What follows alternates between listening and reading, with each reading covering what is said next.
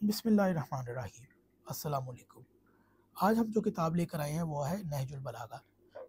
سابقہ دو ویڈیو میں ہم نے آپ کو بتایا تھا کہ حضرت علی کی بیعت کیسے ہوئی۔ خطبہ شکشکیہ کے اندر جو حضرت علی کے الفاظ تھے شورا سے متعلق، اس کو یہاں پر تفصیل سے کھول کر بیان کیا گیا کہ کیسے حضرت علی کے ساتھ عمر نے شورا بنائی اور کیسے اس شورا کے اندر اس طریقے کی چیزیں پائی گئی کہ شورا سیدھی سیدھی حضرت عثمان کو ہی نامینیٹ کر دیتی۔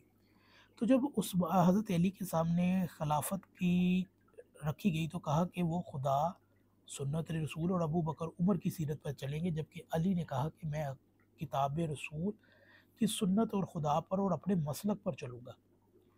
تو اس کے بعد حضرت علی نے جب عثمان نے اس کو تسلیم کر لیا کہ وہ ابو بکر عمر پر چلیں گے اور اللہ اور اس کے رسول اور ابو بکر عمر پر، یعنی کہ انہوں نے کہا کہ میں اس کو قبول کرتا ہوں تو اس کی بیعت ہوگی، تو پھر حضرت علی نے کیا فرمایا؟ یہ پہلا دن نہیں کہ تم نے ہم پر زیادتی کی ہو، اب صبر و جمیل کے علاوہ کیا چارہ ہے، اور جو باتیں تم کرتے ہو اس پر اللہ ہی مددگار رہے۔ خدا کی قسم تم نے عثمان کو اس امید پر خلافت دی ہے کہ وہ اسے کل تمہارے حوالے کر جائے۔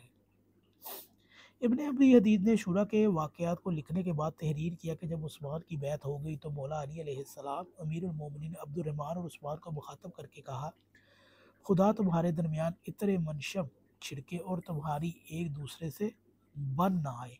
چنانچہ ایسا ہی ہوا، دونوں ایک دوسرے کے سخت دشمن ہو گئے۔ عبد الرحمن نے مرتے دم تک عثمان سے بات چیت کرنا گوارا نہ کی اور بستر مرگ پر بھی انہیں دیکھ کر منہ پھیر لیا۔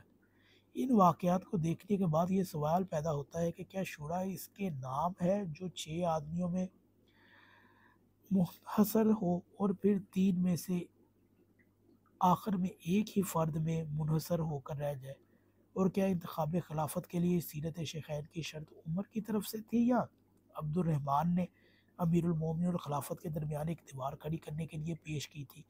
حالانکہ خلیفہ اول نے خلیفہ ثانی کو نامزد کرتے وقت یہ شرط نہیں لگائی تھی کہ تمہاری میری سیرت پر چلنا ہوگا، تو اس کا یہاں پر کیا محل ہے؟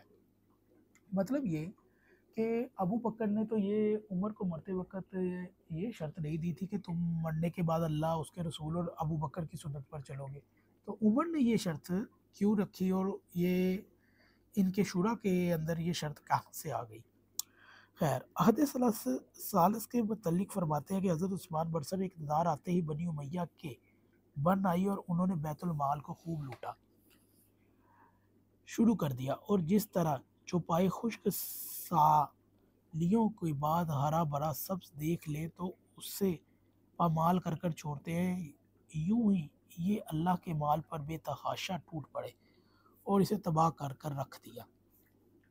آخر اس خود پروری اور خویش نوازی نے انہیں وہ روز و بد دیکھا کہ لوگوں نے ان کے گھر کا محاصرہ کر کے انہیں تلواروں کے زد پر رکھ لیا اور سب کھایا پیا اگلوا لیا۔ اس دور میں جس طرح کی بدعنوانیاں ہوئیں ان پر کسی مسلمان کا دل دکھے بغیر نہیں رہ سکتا، اور اس قدر صحابہ تو گوشوں میں پڑے ہوں، غربت ان پر چھائی ہو، افلاس انہیں گھیرے ہوئے ہو۔ تو یہ تھی عثمان کے وہ کارنامے جو انہوں نے اپنے خاندان میں بخشے۔ اس کی وجہ سے اسلام پر کیا چیزیں آئیں یہ ہم آنے والی ویڈیو میں آپ کو بتائیں گے۔ مطلب یہ کہ اس ویڈیو میں حضرت علی نے اپنی وہ بات بتائی کہ آخر جو شرائط ان کو دی گئی کہ حضرت علی اللہ، قرآن، رسول کی سنت اور ابو بکر عمر پر چلیں گے، تو یہ عمر کے اوپر کیوں لاگو نہیں تھا؟ مطلب یہ کہ حضرت علی نے شورا کے فیصلے کا انکار کیا، تو اہل سنت یہ چیزیں ہرگز نہیں آپ کو بتائیں گے کہ شورا کیا تھی، کیسے بیعت ہوئی۔ یہ آپ لوگوں کو یہ بتاتے ہیں کہ حضرت علی نے معاویہ کو خط لکھا اور اس میں کہا کہ میری بیعت بھی ویسے ہوئی جیسے سابقہ خلفاء کی ہوئی، تو بھائی ابو بکر عمر کی بیعت کسی شورا نے نہیں کی، عثمان کی جیسے بیعت ہوئی اس کو ہم نے آپ کو کھول کے بتا دیا۔ آنے والی ویڈیو میں بتائیں گے کہ عثمان کے مرنے کے بعد کیا ہوا اسلام میں۔